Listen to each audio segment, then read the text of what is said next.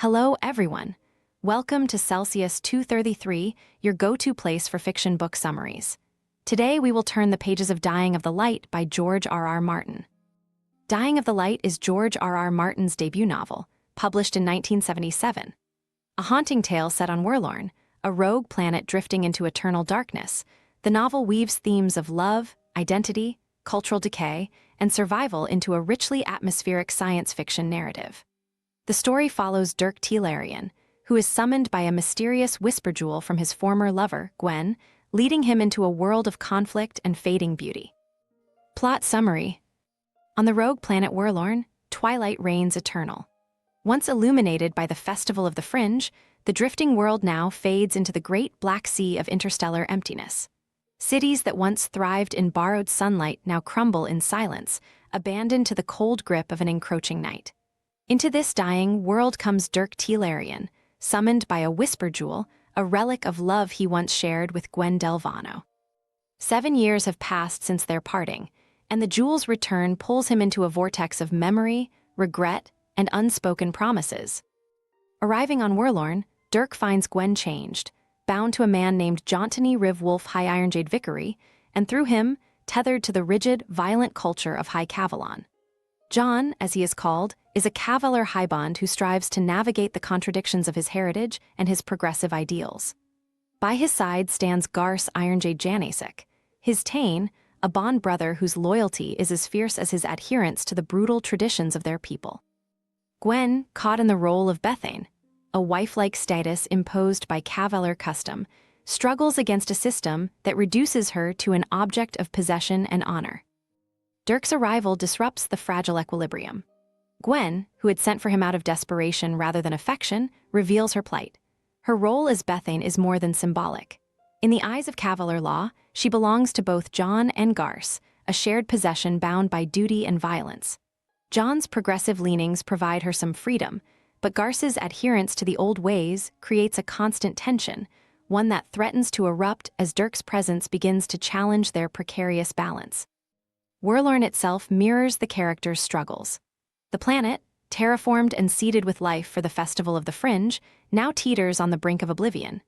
Its ecosystems, drawn from 14 different worlds, clash and fail, unable to adapt to the fading light. As Gwen and her colleague, Arkin Ruark, an ecologist from Kimdis, study the planet's doomed biosphere, the wilds beyond the cities grow increasingly perilous. Predators roam unchecked, both beast and human, remnants of the festival's chaotic intermingling. John, striving to uphold both his culture's honor and his own sense of justice, offers Dirk cautious friendship. Yet his attempts to mediate between Dirk and Garce reveal the depths of his own internal conflict. He sees the flaws in Cavalar tradition, but cannot wholly abandon it. Garce, meanwhile, views Dirk as an intruder and a threat. Their interactions bristle with unspoken challenges and veiled hostility. Gwen's feelings remain enigmatic, her past with Dirk a shadow that lingers over every word and glance. The tensions reach their peak when Dirk, unable to reconcile Gwen's suffering with his own feelings, proposes an escape. He offers to take her away from Worlorn, from John, Garce, and the oppressive culture that binds her. Gwen hesitates, torn between the freedom Dirk represents and the obligations she cannot easily shed. Her bond with John, though fraught, carries a complex depth that Dirk struggles to understand. As the cold deepens and Worlorn's twilight darkens, events spiral into violence. A dispute over Gwen's autonomy becomes a flashpoint, igniting old grievances and revealing the brutal underpinnings of Cavalar honor. Dirk's idealism clashes with Garce's unyielding tradition, and John's attempts at diplomacy falter under the weight of expectation.